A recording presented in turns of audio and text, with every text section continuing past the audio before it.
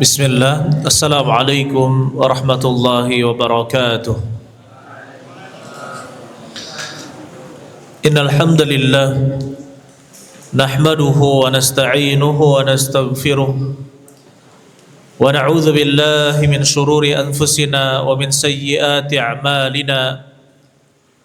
May yahdihillahu fala mudilla lahu wa may yudlil fala hadiya lahu. Asyhadu an la ilaha illallah wa asyhadu anna Muhammadan abduhu wa rasuluh. Allahumma salli ala nabiyyina Muhammad wa ala ali Muhammad kama sallaita ala Ibrahim wa ala ali Ibrahim innaka Hamidum Majid. Ya ayyuhalladzina amanu taqullaha haqqa tuqatih wa la tamutunna illa wa antum muslimun. Ya ayyuhalladzina amanu taqullaha wa qulu qawlan sadida yuslih lakum a'malakum wa yaghfir lakum dhunubakum wa man yuti'illaha wa rasulahu faqad faza fawzan 'azima. Wa ba'd. Ayyuhal ikhwan rahimani wa rahimakumullah, saudara-saudari sekalian, Bapak Ibu sekalian, yang mudah-mudahan kita semua dirahmati oleh Allah Subhanahu wa taala. Alhamdulillah, Allah Subhanahu wa taala memiliki sifat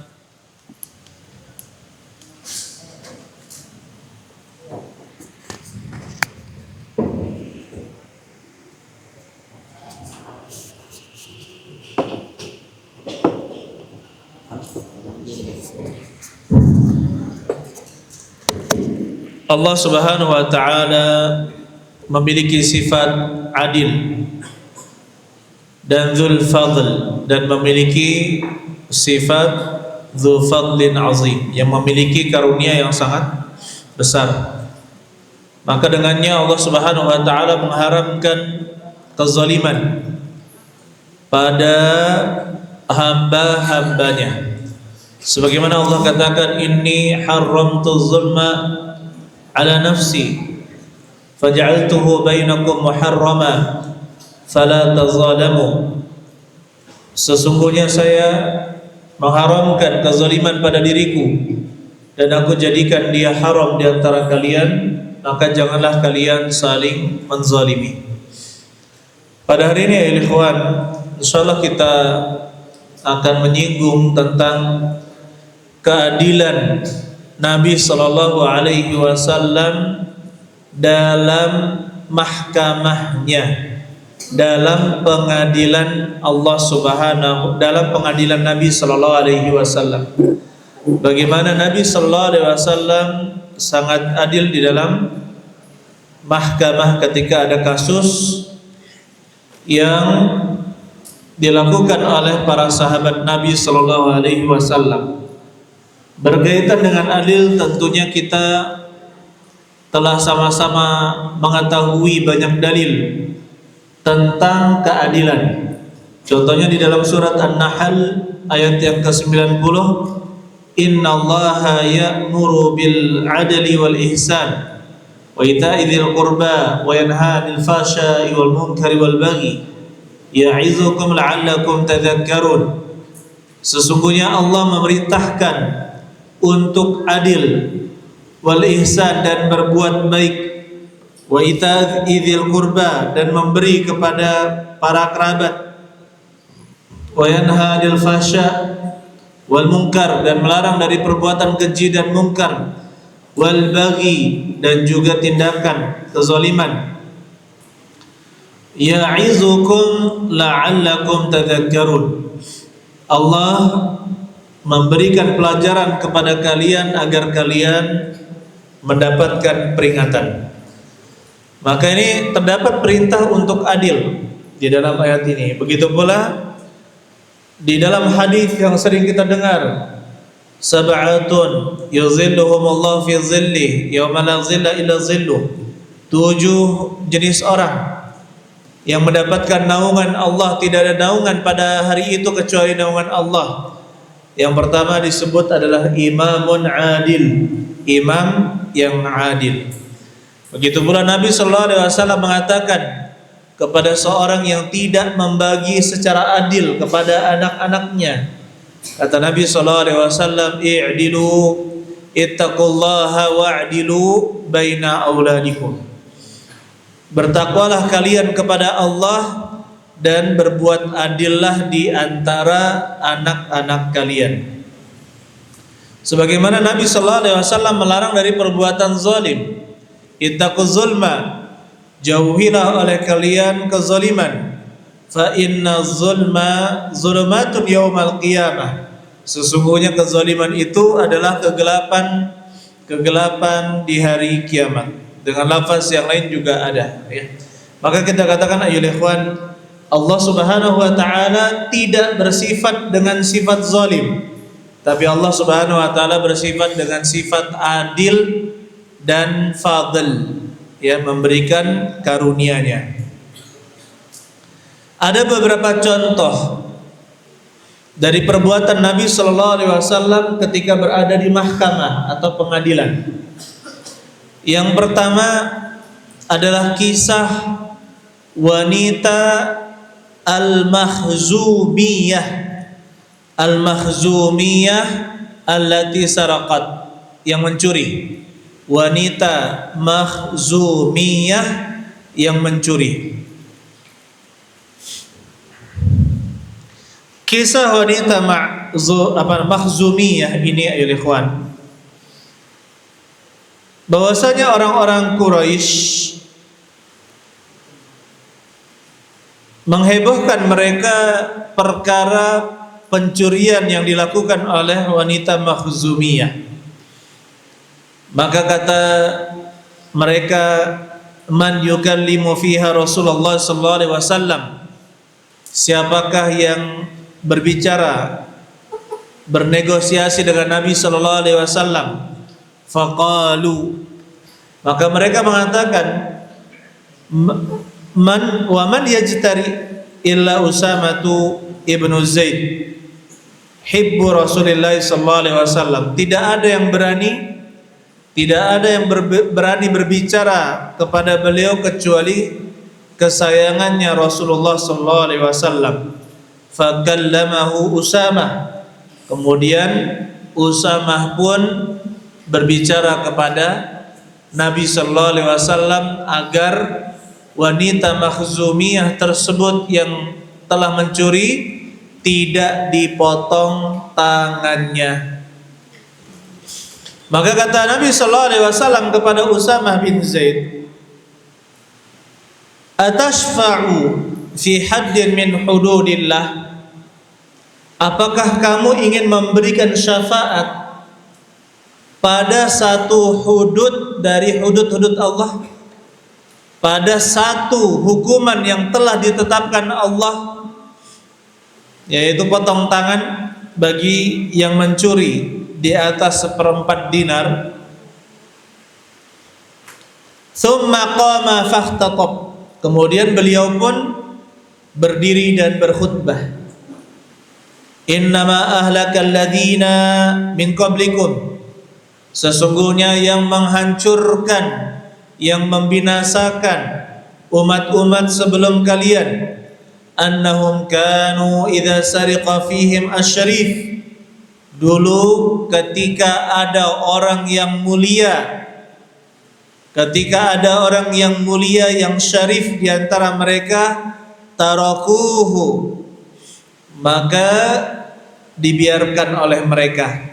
Wa idza saraqa fihim ad-dha'if, ketika orang yang lemah mencuri, orang yang dhaif itu mencuri, aqamu alaihi al-had, maka ditegakkan hudud, yaitu hukuman.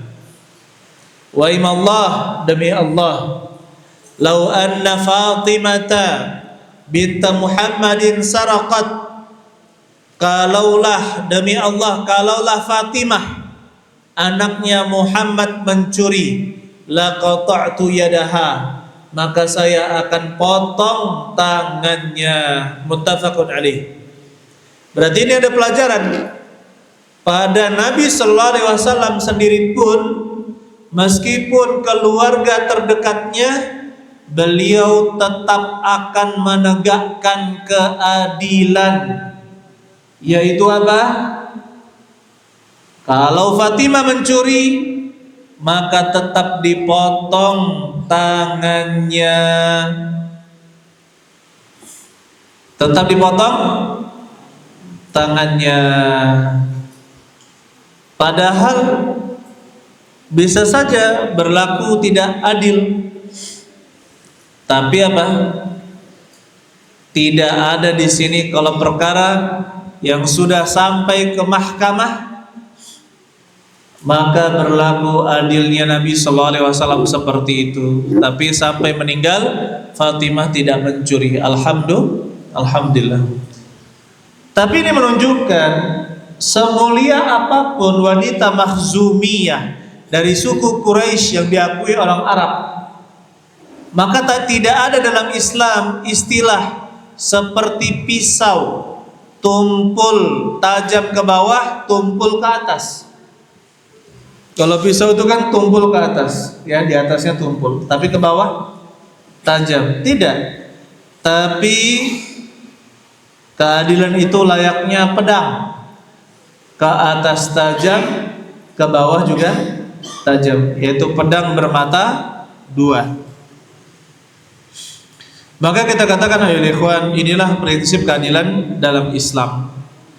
Pernah terjadi di zaman Ali bin Abi Thalib. Ketika itu beliau sebagai Amirul Mukminin, pemimpin kaum mukminin. Ternyata Ali bin Abi Thalib mendapatkan baju besi beliau ada di sisi orang Yahudi, di tempatnya orang Yahudi. Maka berkatalah Ali, "Ad-dir'u dir'i." Ini baju besi ini adalah milikku. Ma bi'tuha. Saya tidak pernah menjualnya. Wala ahdaituha. Saya tidak pernah juga memberikannya sebagai hadiah. Faqala al-yahudiyyu, maka berkatalah orang Yahudi itu, "Bal hiya dir'i." Tidak, baju ini baju besiku. Wa fi yadi, dan di tanganku, kata orang Yahudi tersebut.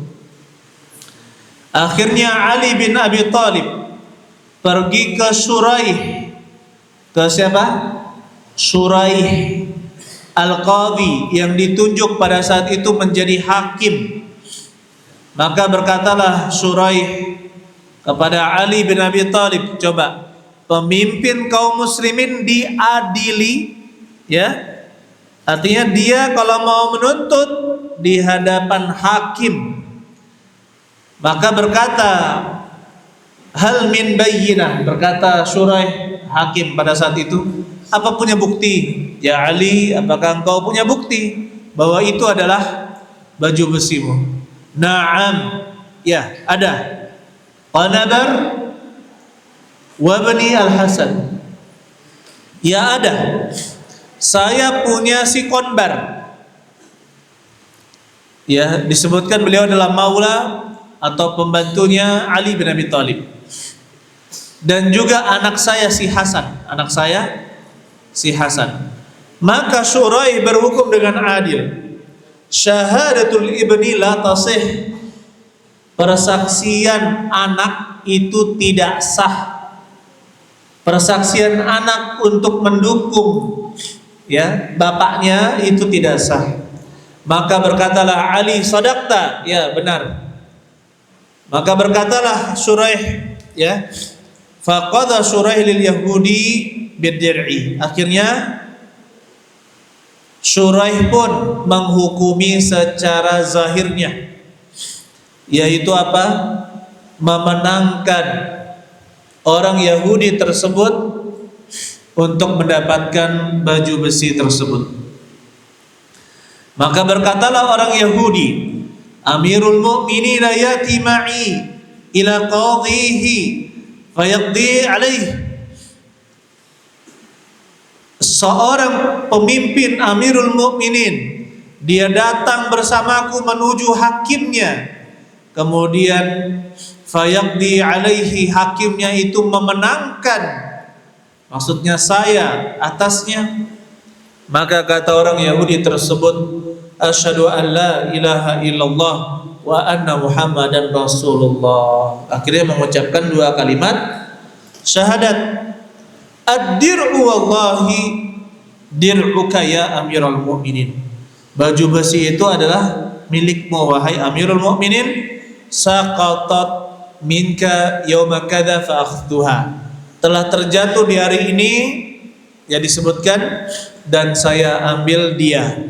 Maka berkatalah Ali bin Abi Thalib, habtuha laka. Subhanallah, saya hadiahkan dia untukmu. Siapa yang tidak senang kalau ada yang masuk ke dalam Islam, apalagi gara-gara Ali dan Shuraih. Gara-gara Ali dan Shuraih akhirnya apa? Keduanya bisa menunjukkan indahnya Islam, yaitu menampakkan keadilan dalam Islam. Bahkan Umar bin Al-Khattab, utiya Umaru ibnul Khattab bibanin lahu qad syaribal khamra. Umar didatangkan anak laki-lakinya yang telah minum khamar, ya, yang telah minum khamar. Fajaladahu, kemudian Umar pun memukulnya, menderanya, atau menjalat. Jalat itu dengan tongkat kecil, ya, dipukul. Kalau minum khamar itu 40, ya. Jadi tapi posisinya seperti ini, dipukul, ya, keras. Tidak boleh mengayun. Nah, atau misalkan seperti diimpit ke badan, kemudian seperti ini. Tidak boleh mengayun, karena kalau mengayun bisa membunuh. Seperti itu. Coba kita lihat, Umar bin Al-Khattab menghukum anaknya sendiri. Subhanallah. Menghukum siapa? Anaknya sendiri. Insyaallah. Itu kisah yang pertama tentang Rasulullah SAW. Anaknya, silahkan anak saya dipotong tangannya kalau dia mencuri, ya. Menunjukkan keadilan yang dipraktekkan oleh Rasulullah SAW. Kemudian kisah kedua tentang pengadilan Nabi SAW, sekaligus yang ketiga. Kisah yang kedua tentang Ma'iz, seorang sahabat yang bernama Ma'iz, ya. Sahabat ini bernama Ma'iz bin Malik Al-Aslami. Dia datang kepada Nabi SAW dan mengatakan, ya Rasulullah, wahai Rasul Allah, inni qad zalamtu nafsi, sesungguhnya saya telah berbuat zalim pada diriku, wa zanaitu, dan saya telah berzina, wa inni uridu an tutahhirani, saya ingin agar engkau membersihkan aku. Untuk orang yang sudah menikah dengan pernikahan yang sah, apabila dia berzina, maka hukumannya adalah dirajam. Hukumannya adalah dirajam. Adapun pemuda, maka dijalat sebanyak 100 kali, dipukul sebanyak 100 kali, kemudian diasingkan di daerah yang lain dengan jarak di atas jarak safar, ya, dengan jarak safar. Itu kalau belum menikah. Kalau sudah menikah, maka hukumannya adalah dirajam. Sebagian ulama seperti Ali bin Abi Thalib mengatakan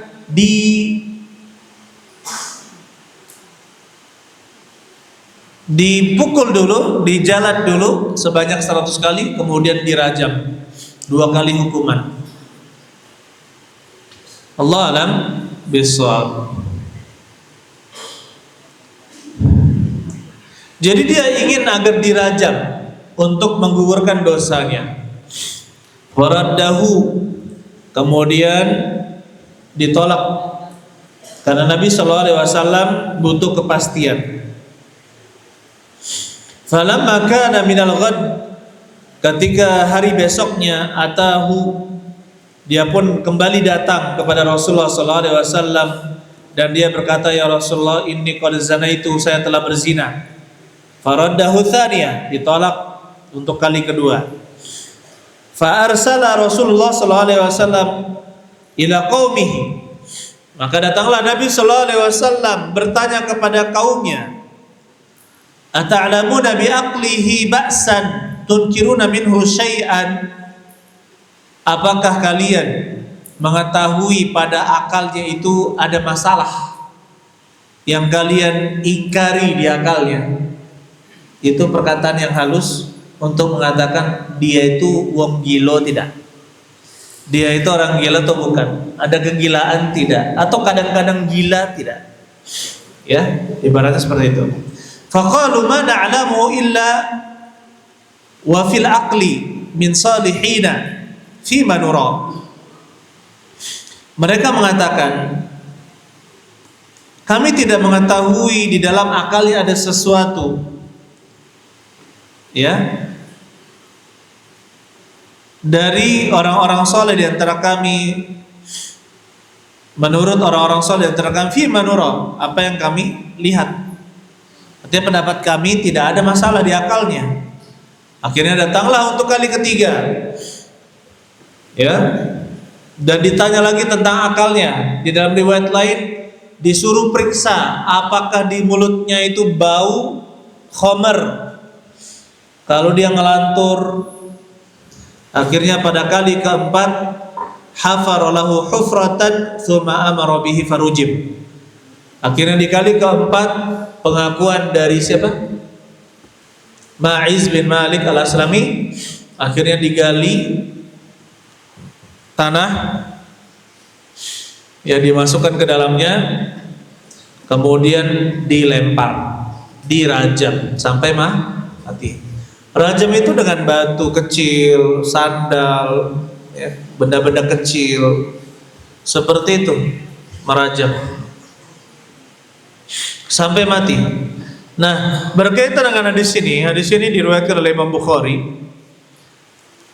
nyambung hadisnya dengan kisah Ghamidiyah, wanita dari Ghamidi, ya, Ghamidiyah datang kepada Nabi sallallahu alaihi wasallam, ya Rasulullah, wahai Rasulullah, inni qad zanaitu fatahhirni, ya Rasulullah, sungguh saya telah berzina, bersihkanlah aku. Wa innahu raddaha, dan beliau pun menolaknya. Ketika di hari besok dia berkata, ya Rasulullah, wahai Rasulullah, lima taruddani, la'allaka an taruddani kama radatta Ma'izan. Ya Rasulullah, mengapa engkau menolak aku? Kata wanita tersebut, mengapa engkau menolak saya? Bisa jadi alasannya sebagaimana engkau menolak Ma'iz, karena kisahnya nyambung setelah Ma'iz. Fawallahi inni lahubla, demi Allah saya sekarang hamil. Berarti apa? Buktinya sangat jelas bahwasanya wanita tersebut telah berzina. Yang telah berzina itu sangat nyata. Kalau tidak ada sebab yang halal, kemudian dia ternyata memiliki bayi, kandungan, maka dia itu dihitung berzina. Imma la fadhhabi hatta talidi, ya, jangan, tidak sekarang, pergilah kamu sampai kamu melahirkan. Setelah melahirkan dia bawa anaknya di kain, Maka disuruh oleh Nabi sallallahu alaihi wasallam, idhabi fa'ardhi'i hatta tafti'i. Pergilah, kembalilah, susuilah dia sampai engkau menyapihnya, maksudnya 2 tahun. Ya, setelah itu dilihat dan dia sudah bisa makan makanan, akhirnya Nabi sallallahu alaihi wasallam menyerahkan bayi tersebut kepada seorang laki-laki dari kalangan kaum muslimin, kemudian diperintahkan untuk digali lubang sampai dadanya, ya. Kemudian dia pun masuk ke sana dan manusia diperintahkan untuk merajamnya. Akhirnya Khalid bin Walid memegang sebuah batu, farama ra'saha, dilempar oleh Khalid bin Al-Walid, farama ra'saha fatanaddaha ad-damu ala wajhi Khalid, muncrat darahnya sampai terkena wajahnya Khalid. Ya, Khalid yang ngelempar, darahnya sampai muncrat. Fasabbaha, akhirnya apa? Khalid mencela wanita tersebut, dicela, diejek, dicela ya. Kenapa? Seperti itu.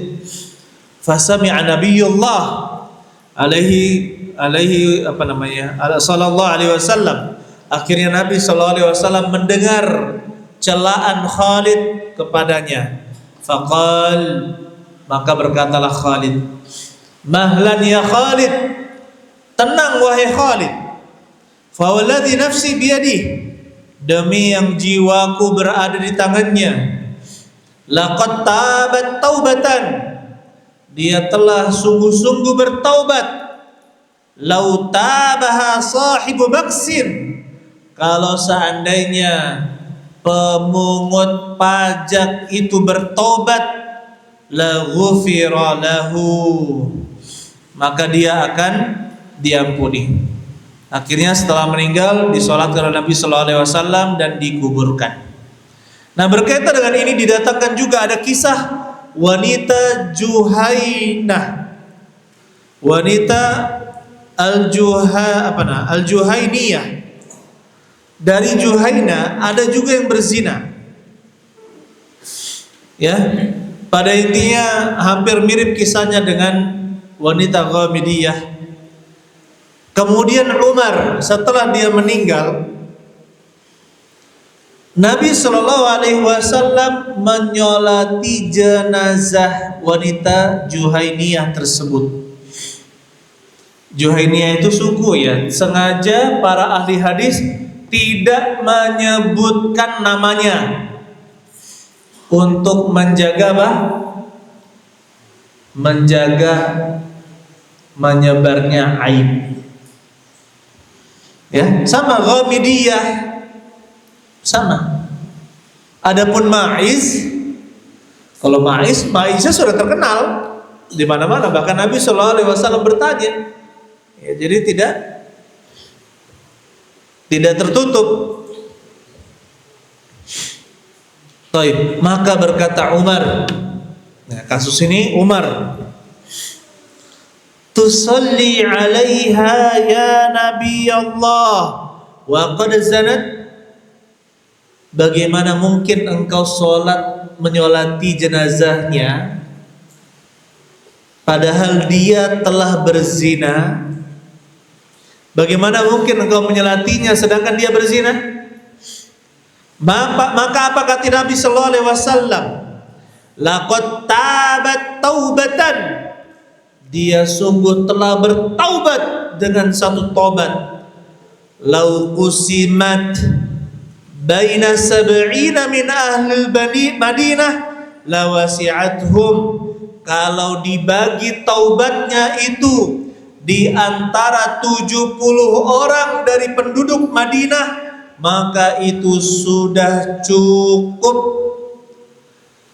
Wa hal wajadta taubatan, apakah engkau mendapatkan suatu taubat, maksudnya wahai Umar, afdala min anjadat binafsiha lillahi ta'ala, dari orang yang menyerahkan dirinya kepada Allah Subhanahu wa taala untuk mati, untuk dirajam. Kalau dirajam pasti apa?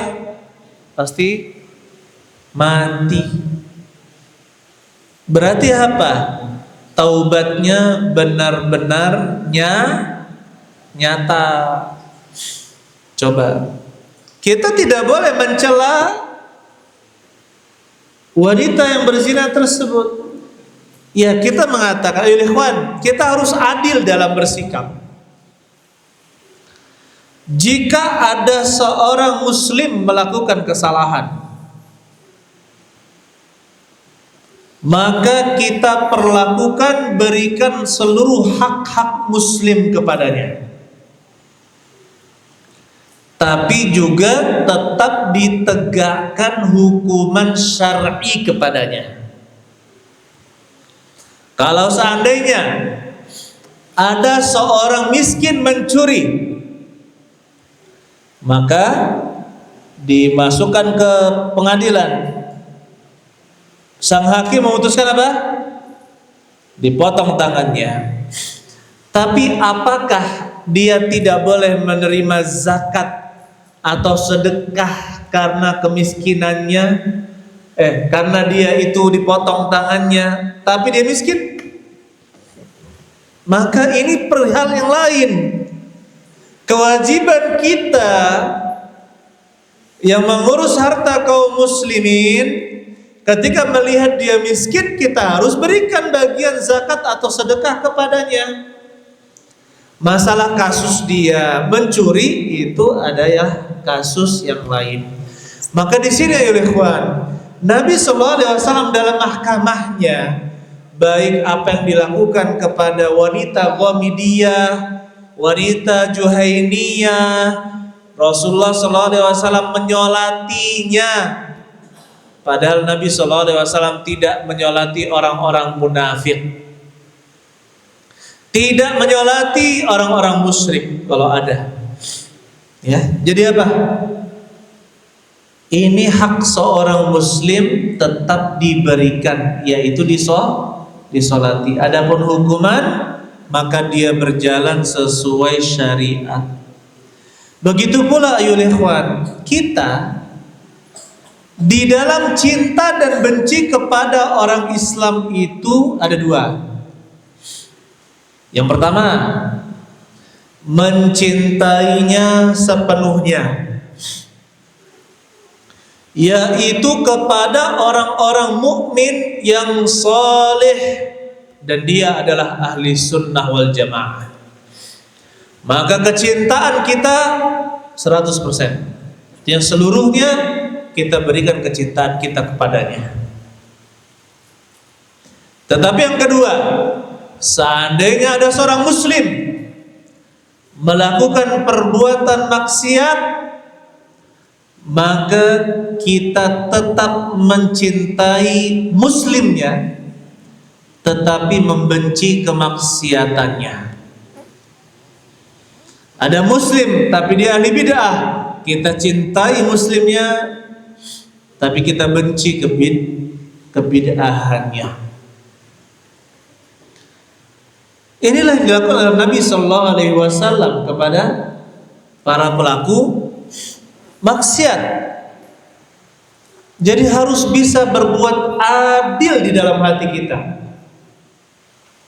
Jangan sampai kita dikalahkan dengan atifah. Apa atifah? Atifah. Bukan nama cewek. Atifah itu adalah perasaan. Mengikuti apa? Perasaan. Oh, dia sudah melakukan zina, dia sudah minum khamar, dia sudah melakukan pencurian. Akhirnya dia tidak boleh kita cintai, hilang rasa kecintaan kita dalam hati kita kepadanya. Jangan. orang muslim tidak akan rela saudaranya terjatuh ke dalam kubang kemaksiatan. Harus diberikan hak. Sama kalau misalkan kita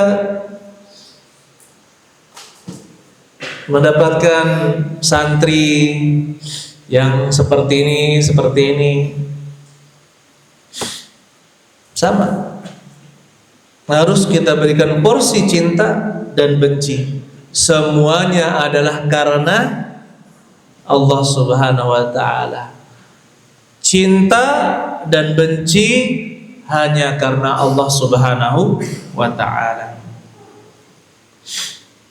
Yang lainnya ya ikhwan, pernah didatangkan kepada Nabi sallallahu alaihi wasallam seorang yang bernama Abdullah, dijuluki Himar. Dulu suka membuat Nabi sallallahu alaihi wasallam tertawa. Akhirnya karena memiliki kebiasaan zaman dahulu suka minum khamar, ketagihan minum khamar, akhirnya berkali-kali beliau dijalat, dihukum, dipukul oleh Nabi sallallahu alaihi wasallam, di mahkamah Nabi sallallahu alaihi wasallam. Maka berkatalah seorang dari sahabat Nabi sallallahu alaihi wasallam yang menyaksikan penghukuman tersebut, Allahumma al'anhu, ya Allah laknatlah dia. Coba, ini kata sahabat, laknat dia. Ma aktsara ma yutabihi, betapa banyak dia dihadapkan, dihukum gara-gara itu, gara-gara minum khamar. Apa kata Nabi sallallahu alaihi wasallam? La tal'anuh, janganlah kalian melaknatnya. Jangan kalian melaknatnya. Fawallahi, demi Allah, ma alimtu annaha yuhibbullaha wa rasulah, saya tidak tahu kecuali dia ini mencintai Allah dan Rasulnya. Coba, ketika didatangkan, apakah Nabi berbelas kasihan kepadanya, tidak menghukumnya? Tidak. Hukuman tetap dijalankan, tidak ada belas kasihan. Tapi ketika ada sahabat yang melampaui batas, melaknat, mendoakan keburukan, Nabi SAW larang. Kenapa? Karena tidak berhak melebihi itu. Apalagi ya ikhwan, ada saudara misalkan melakukan perbuatan maksiat, digibahi. Padahal gibah adalah dosa besar juga.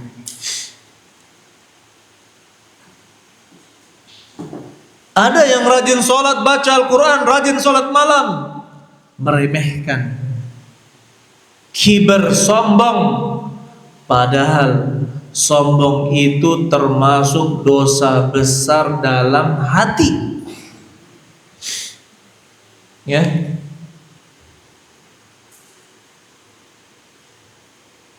Maka ini kasus sama-sama perbuatan dosa. Tidak boleh seorang itu mentazkiyah dirinya sendiri, merasa dirinya sudah aman dari perbuatan dosa, merasa dirinya aman dari maksiat.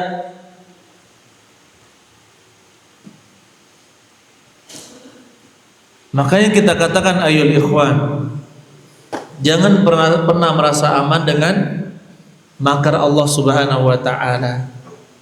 Tidak boleh kita merasa aman. Ya. Kemudian selanjutnya, kasus yang sama disebutkan ada seorang yang mabuk kemudian juga dipukul ya. Nah setelah itu ada seorang sahabat mengatakan, ma lahu akhzahullah, apa-apaan dia itu, mudah-mudahan Allah merugikannya, menghinakannya. Akhirnya Nabi SAW menegur sahabat tersebut. Tapi satu orang yang berbicara, tapi coba ikuti bersama saya. La takunu, janganlah kalian menjadi aunas syaitani, penolong-penolong syaitan, ala akhikum, kepada saudaramu. Coba kita lihat, jangan sampai jadi temannya setan. Kalau ada teman saudara yang jatuh dalam kesalahan, pelanggaran, bantu untuk taat, bukan untuk dihina. Bagaimana kalau orang yang menghina menggantikan posisi orang yang dihina? Yang dihina menggantikan posisinya. Bisa jadi apa tidak? Bisa jadi. Oleh karena itu ya ikhwan, kita harus hati-hati. Makanya terkadang subhanallah, ya, para asatidzah pernah meminta nasihat kepada Syekhuna Ibrahim Ar-Ruhaili tentang pelanggaran atau maksiat yang dilakukan oleh seorang dai.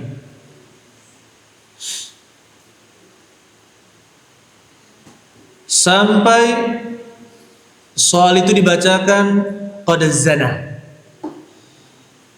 dai tersebut berzina. Apa kata Syekh membawakan hadis ini? La takunu auna syaitani ala akhikum, janganlah kalian menjadi penolong-penolong syaitan kepada saudara kalian. Ya, dan Syekh menasihati, ya, padanya terdapat kebaikan, setiap orang bisa bertaubat ketika dia rujuk kepada al-haq, bertaubat dengan taubatan nasuha, tampak padanya kesalihan, meninggalkan perbuatan maksiat. La mani', beliau mengatakan la mani', tidak ada celah.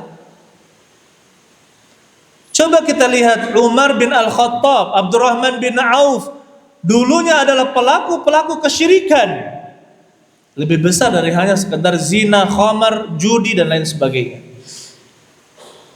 Tapi ketika sudah bertaubat dengan taubatan nasuha, kesyirikan tersebut, ya, dimaafkan oleh Allah Subhanahu wa ta'ala. Oleh karena itu ya ikhwan, ini penting untuk kita ingatkan, la takunu auna syaitan ala akhikum. Siapa yang hafal? Ayo. Coba angkat tangan yang hafal. Coba ya. Siapa tadi? La takunu. Ayo. Ayo. Masya Allah.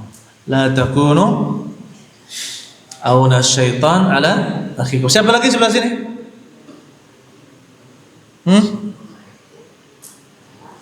Tengah? Ada? Coba. Masya Allah. Jadi sebenarnya menghafal hadis cukup dalam satu majelis pun bisa. Alhamdulillah gitu kan. Apalagi susah. Ini bisa ini, alhamdulillah. Ada contohnya ya kan. Yang lain ini malu-malu ini ya kan. Yang lain malu-malu. Yang penting jangan malu-maluin ya. Ada kisah yang menarik soalnya, cuma waktunya ya. Jadi ada seorang sahabat itu seperti ini. Dulu beliau menuntut kepada Nabi SAW, namanya Suwad bin Ghaziyah. Suwad bin Ghaziyah. Di perang Badar, beliau disafkan oleh Nabi SAW. Ternyata pengakuan beliau, ujung dari ujung dari panah itu melukai perutnya Suwad. Akhirnya beliau menuntut, saya mau balas ya, tuntut balas ya Rasulullah. Istaqim, ya sini, balaslah. Akhirnya apa? Nabi SAW membuka perutnya, karena yang dikenakan adalah perut. Waktu itu kena perut. Dibukakan perutnya Rasulullah SAW. Tiba-tiba apa? Dipeluk oleh Sawat dan dicium perutnya Nabi SAW. Apa ini? Kenapa? Ya Rasulullah, ya, hadara ma tara, engkau telah melihat apa yang engkau lihat. Maksudnya sebentar lagi akan ada kematian gitu ya. Saya ingin agar kulitku bersentuhan dengan kulitmu. Masya Allah. Tabarruk bijasa di Nabi SAW. Coba kita lihat di sini yang menjadi pelajaran, ketika ada yang menuntut Nabi SAW segera tidak menginginkan ada yang namanya kezoliman dari dalam diri beliau. Ya, sampai kisah tentang sa'ir lana ya Rasulullah, antum pelajari, innallaha huwal musa'ir, nah, dan seterusnya.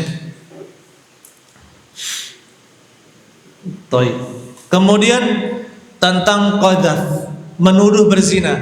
Aisyah dulu pernah dituduh berzina sampai turun di dalam surat An-Nur, kabar dari Allah dibersihkan namanya oleh Allah Subhanahu wa taala dalam surat An-Nur. Akhirnya ada 3 orang yang menjadi terdakwa kemudian menjadi apa? Yang kena kasus, yaitu menuduh berzina Aisyah, ya, yaitu Mistah bin Utsatsah, Hamnah bintu Jahsyin, dan Hasan bin Thabit. Diterapkan kepada mereka hukuman qadzaf, dijalad juga. Coba kita lihat, ketiga orang itu, Mistah, Hamnah, Hasan, adalah orang-orang soleh dari kalangan para sahabat Nabi Sallallahu Alaihi Wasallam. Tapi Nabi Sallallahu Alaihi Wasallam tetap menghukum mereka sesuai aturan Allah Subhanahu wa ta'ala. Maka kita katakan ayo ikhwan, ya, keadilan itu adalah bagian dari syariat kita. Tidak ada dukungan kepada orang yang bersalah, tetapi orang bersalah harus tetap dihukum. Ketika menghukum pun harus menggabungkan antara rahmah wal hikmah wal adil. Adil, rahmat, dan hikmah. Ya. Sebagaimana seorang terkadang disuruh untuk bertobat, ya, terlebih dahulu agar dia bisa bertobat. Kemudian yang selanjutnya, menegakkan hudud atau hukuman syariat. Tidak berarti kedudukannya langsung hilang, jatuh 100%, tidak. Sebagaimana dilakukan oleh Ma'iz, Ghamidiyah, Juhainiyah. Maka Nabi SAW mengangkat, ya, kedudukan mereka ketika ada yang menghina orang-orang tersebut. Kemudian terdapat pelajaran juga bahwasanya hukuman itu insya Allah menggugurkan dosa-dosa. Allahu a'lam bishawab. Dan kita harus benar-benar berhati-hati ya ikhwan. Ya. Dulu saya teringat perkataan senior kita, salah katanya kalau antum mengatakan bahwa dengan tegaknya syariat Islam di suatu negara itu tidak ada kemaksiatan, tidak ada yang minum khamar, tidak ada yang berzina. Salah. Berarti telah membayangkan negara Islam dengan pandangan yang salah.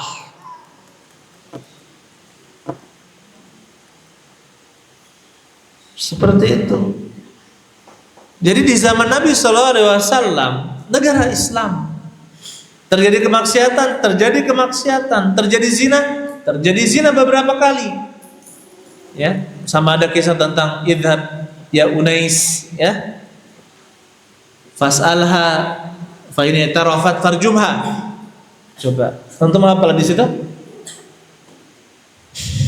Udah sekolah harus dipelajari nih, kelas 3 ini harus hafal nih. Wah, dan seterusnya ya. Ya, beberapa kali terjadi perzinahan dihakimi oleh Nabi sallallahu alaihi wasallam. Ya. Yang memang kasusnya itu tidak banyak pada zaman Umar bin Al-Khattab, pada zaman Abu Bakar As-Siddiq. Karena beliau hanya memimpin selama 2 tahun. Dan yang ditunjuk sebagai hakim siapa ketika itu? Umar dijadikan hakim.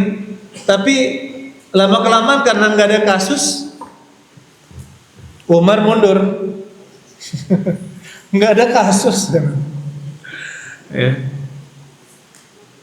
Baik, maka kita katakan ya ikhwan rahimani wa rahimakumullah, yang mudah-mudahan kita semua mencari sebab keistiqomahan. Itu yang paling penting. Ya. Terkadang kita menyarankan di banyak tempat, ikhwan, bikinlah komunitas, bikinlah kompleks dan sebagainya. Kenapa? Kita tidak mengatakan bahwa kompleks perumahan yang bermanhaj salaf atau orang-orang Islam semuanya yang di sana tidak akan ada masalah, tidak. Ya. Kita bukan para malaikat, tetapi adalah orang-orang yang berkumpul, para pendosa yang ingin diingatkan apabila terjadi kesalahan, maka ada yang lain mengingatkan. Seperti itu. Ya. Dan kita akan sangat bahagia ya ikhwan. Saya sangat bahagia sekali dengan nasihat yang dilakukan dengan 4 mata. Ya, ada seorang senior ketika saya mau mau ke bandara. Beliau nasihati 4 mata. Ya, kada. Masalah syukran saya bilang. Ada lagi ya kesalahan dalam berfatwa. Senior negur, kenapa antum bilang kayak gini? Ya, dan tidak menegur di depan umum. Ada lagi ketika kita seperti ini, ada seorang bapak yang kita anggap sebagai mamang, nasihati, Ustaz, bagusnya mungkin kayak gini.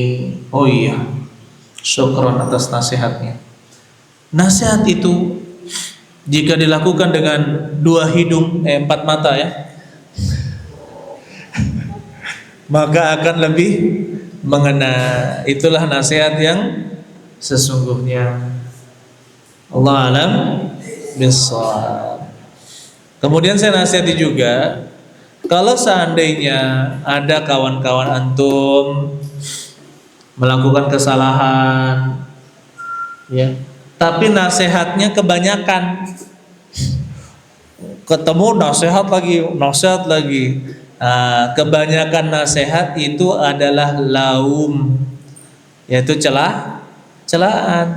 Maka sama seperti penyakit. Emang kalau kita minum obat langsung 10 butir? Hah? Enggak, dikit-dikit kan? 2 atau 1 gitu kan? Dikit-dikit. Emang enggak berhenti? Kapan sudah sembuh? Berhenti obatnya.